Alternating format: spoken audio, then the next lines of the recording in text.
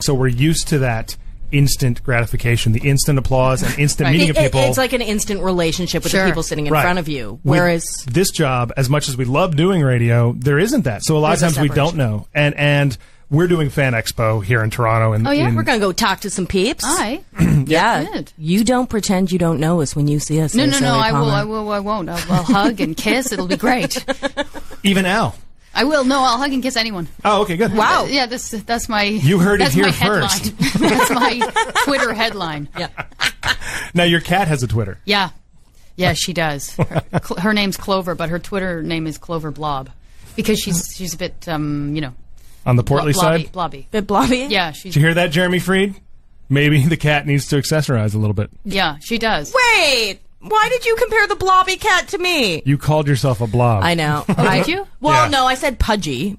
I think you said blob at the beginning of the show. Did I say blob? Yeah, well, I think you did. Okay, it doesn't not apply. It doesn't apply at all. That's I know. why it's not even close to applicable. Al's actually really bad about that. The listeners who've never seen Al, when they do, they're always shocked that she's pretty because she paints herself so negatively. Well, and then they're like, wait a minute, Al's pretty. It's crazy. I went through a weight gain, and I'm in a self-conscious phase right now. Okay. But on Monday, Ward and I... No one else in the world can relate to being self-conscious. It's never happened to anybody, right? You've never felt bad about your body, ever. Oh, my God. Zoe's my favorite guest ever. Ward and I are starting Trish Stratus's 30-day challenge on Monday. So I'm gonna tighten up, you know? There's a 30-day challenge? Yes, Trish Stratus has a 30-day challenge where it's just to help people get into the rhythm of being fit and healthy. Yeah. Okay. And so it's like a workout plan and food ideas and stuff, but it's not insane. Okay. Which is what I like about it. A lot of those, like, you know, Insanity and PX90. And if you eat nothing and move all the time, you'll lose some weight. I'm like, wow, that's brilliant. Shocking discovery from you guys. Well, wait a second now. You obviously don't need any kind of workout like that because that job must be a workout. You guys are flipping and running and kicking each other and I just inject people. Sleeping with each other. So I don't do a ton of running around on the show. Lauren, my character isn't overly physical. Well, oddly enough, that's how I keep in shape too. Is injecting people? Yeah. Yeah. Is that a euphemism? Have we moved somewhere? Oh, gross. I didn't even think about that, but yes, yuck. Oh, you're doing... Oh, He's right, doing you're humming. We circled back. Well done. Yeah, that was a callback. You get to sort of... You're the human doctor that gets to figure out what's going on with those away from people. Things. Yeah. And, but I read ahead a little bit because... Which I'm kind of annoyed about because I had to spoiler myself because I wanted to know what I was talking about. So they kind of coerced you into being their doctor lady. They may have, yeah. Right? There was a little bit of fey trickery going on there. Yeah. Lauren worked for the Fae for bigger reasons than that are revealed at points in the series. Yeah, we don't want to. Turns out they manipulated How did you like you. that sentence? They manipulated you into siding with them. Because we don't want to spell it out. We want everyone who hasn't seen it to be like, what's going on? That's what I like about this show too, is that it's just this constant sort of reveal. Yeah. Like it's because in the first episode, it's like we know nothing almost. No, and even Bo. Main character is kind of like, we're like, what did she just do to that guy? What's happening? Yeah. And then the two cops are magical cops. Does Chris Holden Reed, that's his name, right? Yeah, that's his name. Does everybody tell him he looks like Chris Martin from Coldplay? More or less everybody, yeah. Yeah, because I was like, oh, look, Chris Martin's on this show. But people always ask him, like, how's Gwen? And Apple and stuff like that, and it takes him a minute to go. What? Yeah. I'm not Chris. So he hangs out with Gwyneth Paltrow and her kids all the time. Yeah, weirdly, and Chris is getting Chris Martin's getting upset about it. So Chris Martin should hire him to be a double and be like, listen, I gotta go on tour, but my wife and kids miss me. Look as much alike. I'm sure once you get to know him, you're like, he looks nothing like him. Yeah. But when you first see him, it's like, hey, what's happening here? Oh, different guy. But everyone on the show is great. Yeah. Who do people tell you look like? Do you ever get anything? Did anyone ever tell you look like somebody? I get all sorts of different people. Yeah? Yeah, like Queen Latifah often. Oh, yeah. I see it. I see it, right? Yeah. It's in the shape of the face. Whoopi Goldberg a lot. Yeah. I can see that because of the dreads, the dreadlocks. Yeah. But that's not fair. I did have dreadlocks once. That's because of the dreadlocks. Our boss just went by and waved and gave a thumbs up to Zoe. Is that a good thing? I guess he wants to offer you a job, Zoe. Okay, Congratulations. I'm in. Congratulations. Yeah, thanks. Now I've got some. We got some viewer mail. Mail. I always call it viewer mail. I've got some.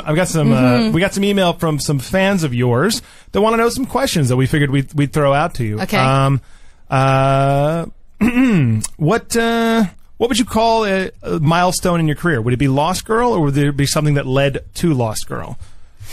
Gosh, I don't know. I mean, there's been so many things. Like, I certainly have had the most recognition from Lost Girl, where there's sort of people now where I'm getting recognized if I go out of the house and that kind of thing. Certainly Lost Girl for that. But I've sort of had this really slow build of a career. Like, I got a really big job immediately where I flew to Lithuania and did a film there called Out of the Ashes. Yeah.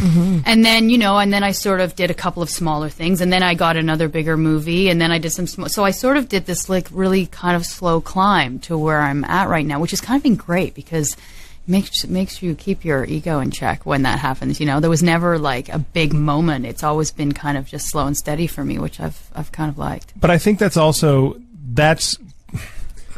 a real career as an actress. Do you know what I mean? Or as an actor, that's the real career. There's so many people nowadays, they flash big and then they're gone, right? Whereas you've had that career that's been there all along. Yeah. And now, and since you've had the momentum building and all that, everyone's ready for you to be a star rather than, you just come on the scene and go. Oh, thank God, they're ready now. Oh my God, they were not ready for a really long time, and I have had to prep them. But I think that happens a lot of times when people have that instant success, then it's gone, right? Where I think that the people that have the slow build, that aren't the overnight success, but are working constantly, I think there's more longevity. Looking at your IMDb page, right. I told Al this when we were first talking about bringing you on the show, is that we have this a lot on our show, and that is hey, you're that person. As in, people see you, and they don't necessarily know where they know you from, but they know you. Mm-hmm. Yeah, well, right? You've been on a lot of stuff. Yeah. Yeah, everything from Flashpoint, The Listener, which I like, Call Me Fitz, which Matt did the theme to, and all kinds Matt of... Dusk. Yeah. For those of you who are like, what? Who's Matt? Friend of the show, Matt Dusk, did the theme to Call Me Fitz. Canadian crooner. But I mean, it's just... But you've constantly been working. Ooh, Devil. Oh, yeah. That Devil. elevator was scary. With M. Night, who introduces himself as Night. Yeah, I've heard that. He doesn't say the M. That's right. M. Night Shyamalan wrote that, right? Yeah, that's Produced right. it. Is he spooky and mysterious, or is he just regular lovely. guy? He's lovely and warm and friendly and... About 5 feet tall. Yep. I think he's taller than me. Oh, he is? Yeah. Oh, wow. I'm not. I'm 5'6". I think a lot of people just expect him... Because of the kinds of movie he's right, they're like, he's probably dark. He's just and his name is Night. Man alive. But no, that's right. His name is Night. I don't know another Night. Do you know any other Nights? I know. I mean, I know a few days, but but I know no other Nights. Just that one. Nice. Yeah. He. People think the same thing about Stephen King, right? Yeah, I've never Stephen met him. King's actually just some nerd. you know what I mean? But like, people always go, "Ooh, Stephen King. I bet he's dark and mysterious." No, he's just some nerd. he's just some nerd. But he is. He's I know. Just, it just That's sounds how we've summed him up. Yeah. Some nerd. Hopefully he's listening. If you're out there, Stephen, you're a nerd, and that's what we've decided. Yeah. Well, first of all, Stephen King, big fan of this show. Oh, he's fantastic. Big fan. And but also he knows he's a nerd. Oh, does he? Well, come on, he's got to. I'm a nerd. I'm a bit of a nerd too, I think. Yeah. Are you? Do you think so? Yeah, probably. Yeah. Now, you're not one of those women that says she's a nerd, and then we come up with modeling photos when you're 16 and you're cheerleading and you're prom queen and all that. I was doing a lot of things at 16, but modeling wasn't any of them. Cameron Diaz always famously was like, I was a nerd in school. Then they show a photo of her as like captain of the cheerleading squad. Across some desk going like, I was a nerd. Yeah. Like, okay, That's how I remember nerds too, Yeah, my favorite activity is reading, so I feel like I'm allowed to qualify myself as a nerd. You know? I just don't have that thing. You know how cool people just innately know how to be cool? Yeah. Yeah, I don't have that. Yeah, no, I'm currently on the fake it till you make it plan. Where I just act like I'm always fine with everything I do, and then I go home and go, oh, God, why did I say that? Yeah. Oh, why did I do that? But I think it's working. I think, you just fake it till you make it has some scientific merit. Sure. I used to call myself an actor before I was even paid to be one. Yeah. That was how I'm an actor. I said that a lot. So really, I was a liar before I was an actor. So which helps acting. Yeah. Right? I have to say, by the way, our Twitter is going nuts. Okay. Twitter from Heather says that you just said that you'll hug and kiss anyone. She feels ripped off about the time she met you at a convention now. Where did she meet me? Where did you meet me, Heather? Why couldn't I hug you? Yeah, what's going on here? I don't know. Heather, did you even ask for a hug? Oh. Sometimes you gotta ask. I don't know. I can't. Zoe's hugging me right now. Yeah. We're having a group hug while we talk.